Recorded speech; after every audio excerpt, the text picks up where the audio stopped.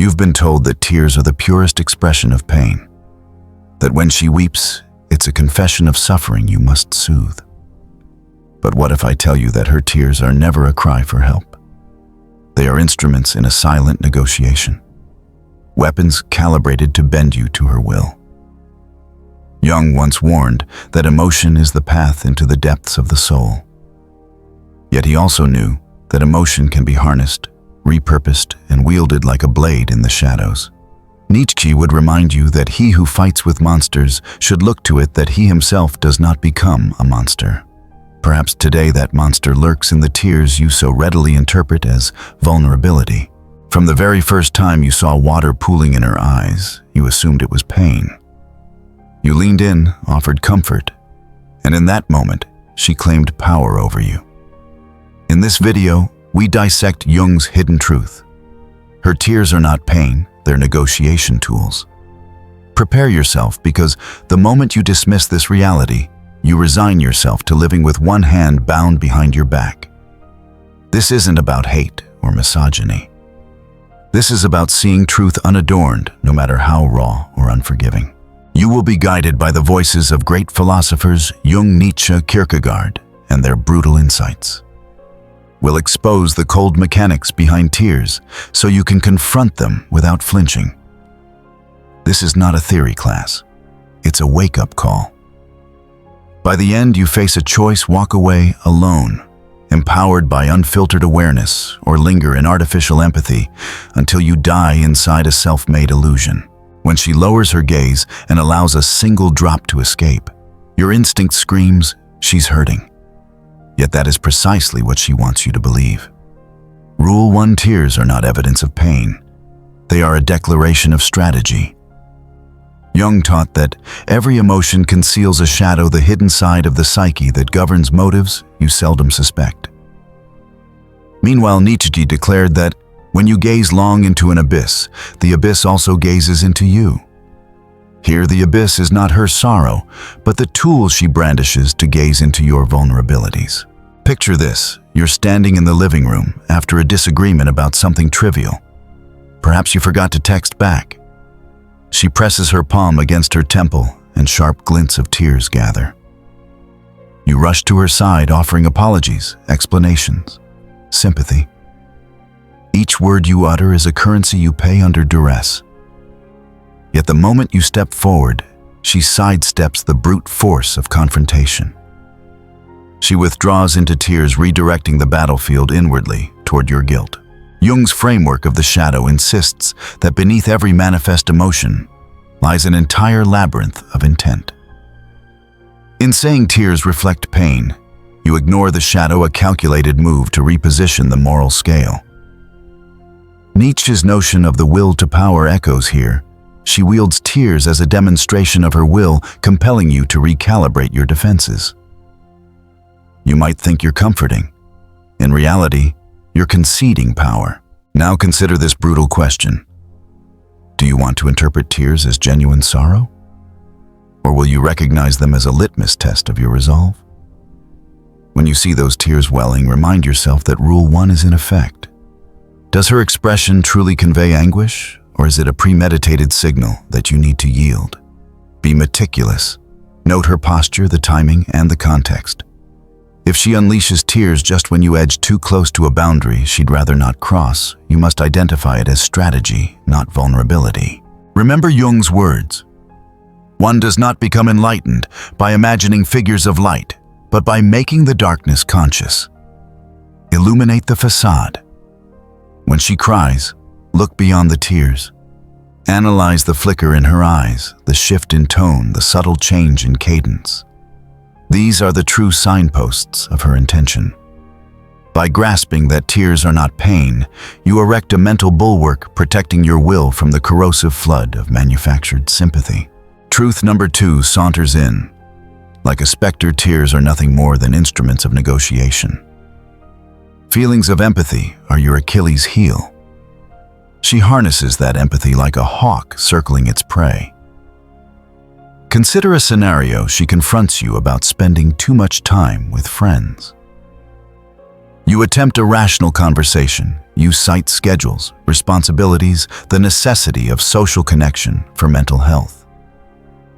Suddenly her voice wavers and tears cultivate themselves at the corners of her eyes. Within seconds, you have renegotiated your social life on her terms.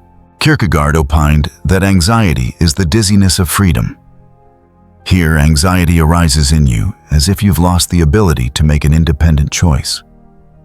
You stand paralyzed, unsure whether to counter her tears with facts or surrender to compassion. In that moment of hesitation, she's already won. Jung believed that emotion and logic occupy distinct territories of the mind. When she unleashes tears, she's dragging you from the realm of logic into the tumult of feeling where she holds the upper hand. Let's dissect this more. Tears create a narrative that you are the cause of her suffering. She frames you as the antagonist in a drama where she is the victim. You, in a desperate attempt to salvage your image and moral reputation, scramble to reframe the story, dismiss the argument, or offer reparations. By doing so, you concede the premise of her narrative that you are at fault. That is the crux of negotiation. Imagine you're negotiating a business deal. You prepare data charts, projections. Now imagine that the other party slams their hand on the table sheds, tears, and shifts the conversation to how you hurt them personally. Not only do your charts become irrelevant, but they transform the negotiation into a contest of emotional leverage. Truth number 2 reminds you, tears beam a spotlight on your guilt, compelling you to compromise where you otherwise would not. You might counter, but sometimes tears are genuine. What then? Understand that genuine pain does exist and empathy is a virtue. The point is not to become a cold automaton, but to cultivate discernment. Jung asserted, knowing your own darkness is the best method for dealing with the darknesses of other people. If you cannot recognize the darkness behind tears, you remain prey to emotional manipulation. So how do you defend yourself? First, observe patterns. If tears always arrive at critical junctures when you're about to escape her orbit or assert your agency, mark that as strategic. Second, maintain calm. Do not match tears with tears. If she cries, acknowledge her emotion neutrally. I see you're upset. Let's discuss why without rushing to mend. By doing so, you prevent playing on her terms. In effect, you re-establish the negotiation on neutral ground. Absence of immediate emotional gratification. Finally, commit this to memory: tears, unaccompanied by a consistent history of vulnerability, are ammunition, not truth. And when she wields them, she's saying, yield, or I will amplify this narrative until you break. That is the power you must learn to resist. You might think you're immune, an unflinching philosopher who sees through all facades. But every man has blind spots. Truth number 3 demands that you learn to identify the emotional game in real time. You are not watching a silent film. You're inside the reel, compelled to react.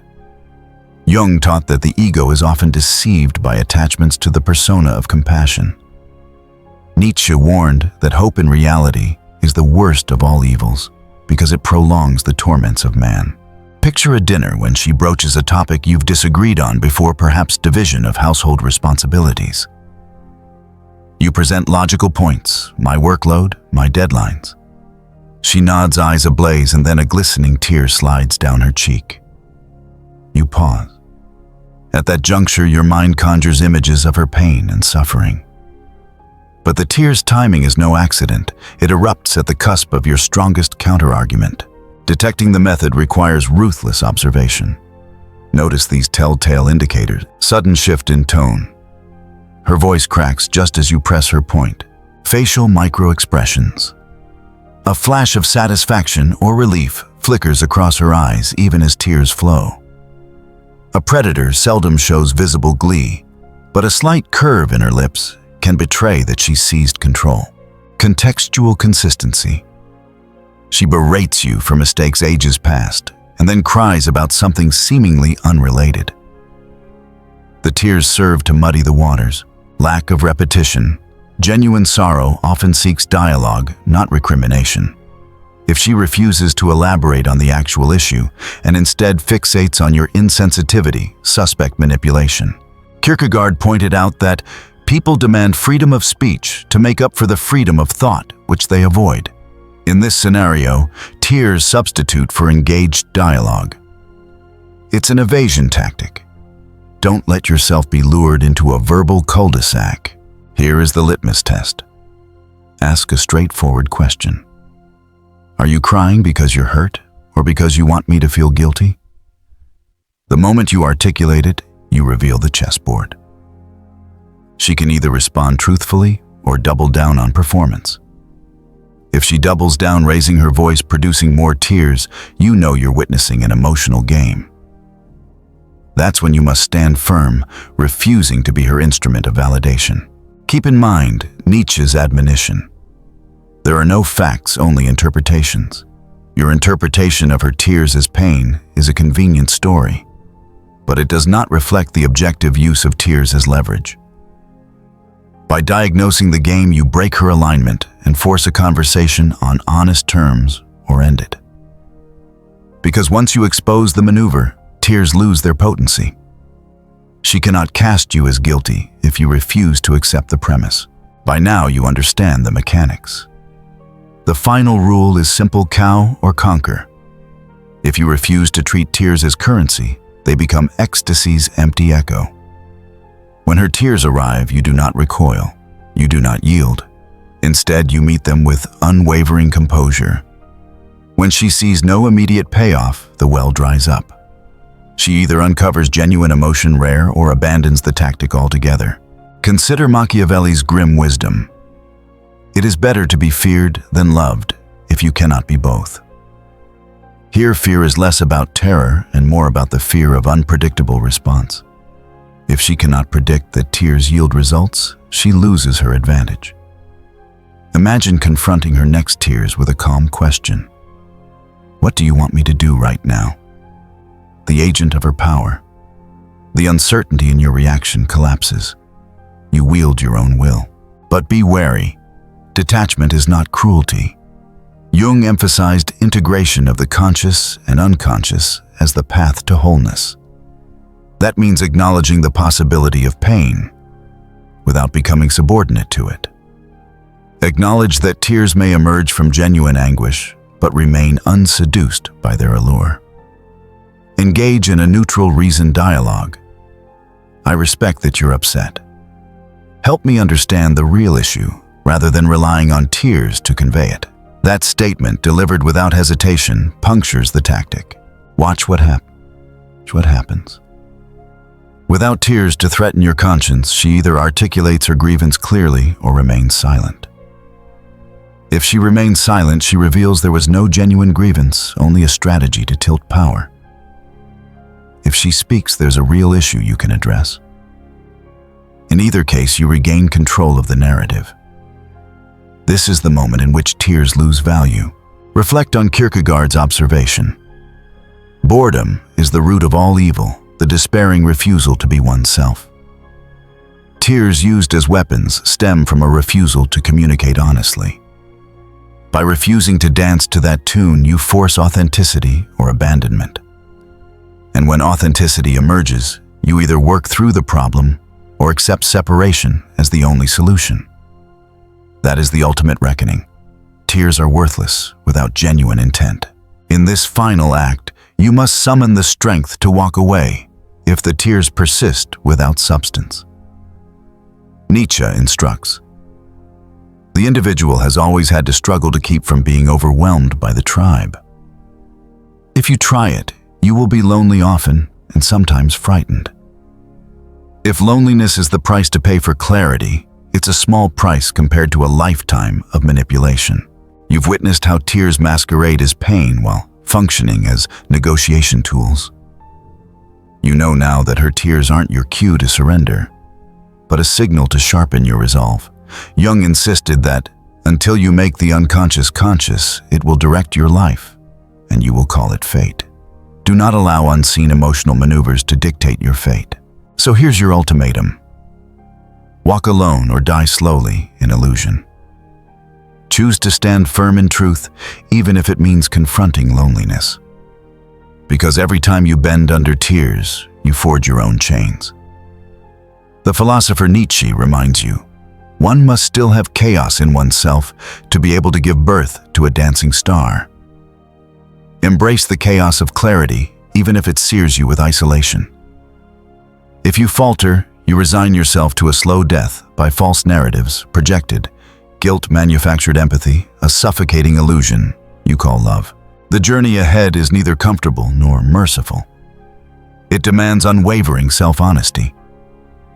But that is better than living shackled, haunted by the echo of tears you once believed were real. The choice is yours. Take the lonely path of truth or linger forever in the comfortable lie.